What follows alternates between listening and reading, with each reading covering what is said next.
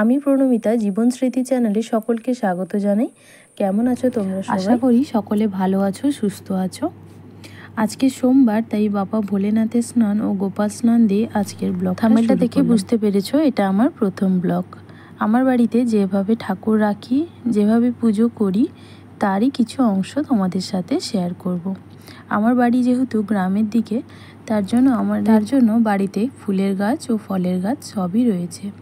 যে সময় যে ফল হয় সেগুলো দিয়ে কিন্তু পুজো করি, আর যে সময় যে ফুল হয় তার কম বেশি কতগুলো ফুলের গাছও আছে, সেটা তুলে পুজো করি।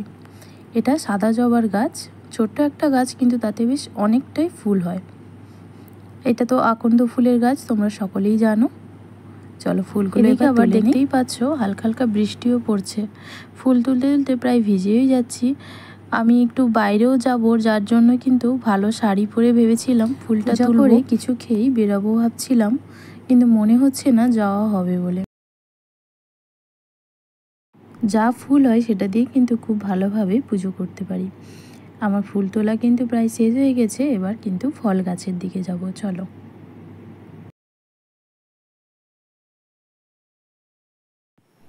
এই যে এবার ফল গাছের কাছে চলে এসেছি।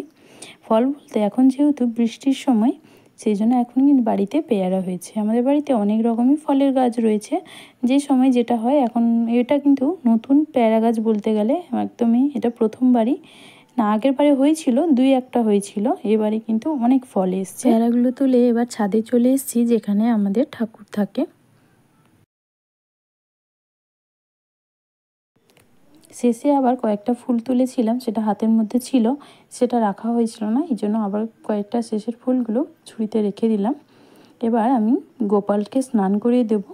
আমি পুরোপুরি ভিডিওটা কিন্তু দিতে পারলাম না, কিছু কিছু অংশ তোমাদের সাথে শেয়ার করছি, কারণ সেই সময় আমার মেয়ে স্কুল থেকে চলে এসেছিলো, আরও ফোন নেমে বায়না। যেভাবে জানি সেভাবে করে কিন্তু নিত্যদিনের পুজো করি। এবার পূজা শেষ করে এসে খাওয়া দাওয়া করে রান্না করছিলাম। রান্নার পরে আবারও খাওয়া দাওয়া করে আরও অন্যান্য সমস্ত কাজ শেষ করে বিকেলবেলায় একটু দরকারেই আমাদের পাশে গ্রামে গেছিলাম। সেখানকার এত সুন্দর দৃশ্য, প্রাকৃতিক দৃশ্য, যেটা দেখে আমার খুব ভালো লাগছিল। তাই ভাবলাম এই প্রাকৃতিক দৃশ্যটা তোমাদের সাথেও শেয়ার করি। আমার একটু দরকার ছিল বলেই গেছিলাম। তো ওদিকে জলে ভরা মাঠ, আবার কোথাও সবুজ মাঠ, মাঝখান দিয়ে রাস্তাটা গেছে, আকাশটাও কিন্তু ভারী সুন্দর লাগছে। আমার কিন্তু এরকম প্রাকৃতিক দৃশ্য সচরাচর দেখা হতো না ছোটোবেলা থেকেই, কারণ আমি ছোট্ট একটা শহরেই বলতে গেলে আমার ছোট থেকে বড় হওয়া, বিয়ে হয়েছে গ্রামে, কিন্তু আমি কখনো ওইদিকে সেভাবে যাইনি। তাই এটা বলতে গেলে আমার প্রথমই ওইদিকে যাওয়া, প্রথম দেখা।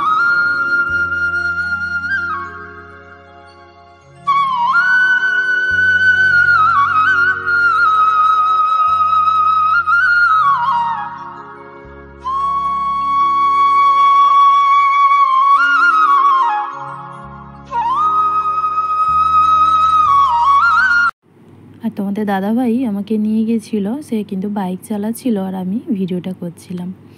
তাই হয়তো ক্যামেরাটা এদিক ওদিক হচ্ছে, তাই তোমাদের হয়তো ভিডিওটা দেখতে অসুবিধাও হতে পারে। যেহেতু এটা আমার প্রথম ব্লগ, কোনো ভুল ত্রুটি হলে আমাকে ক্ষমা করে দিও। ওই যে দূরের মন্দিরটা দেখতে পাচ্ছ, এটা হচ্ছে শিব মন্দির। কিন্তু আমার বাড়ির কাছে প্রায় চলেই এসেছি। তোমরা প্রত্যেকেই জানো, ইউটিউবে আমরা যদি একে অপরকে না সাপোর্ট করি, তাহলে কেউ কিন্তু এগোতে পারবো না। তাই আমি আশা করব তোমরা সকলে আমার পাশে থাকবে। আজকের এই ব্লগটা এই পর্যন্ত, দেখা হবে আবার একটা নতুন ব্লগে। সকলে ভালো থেকো, সুস্থ থেকো।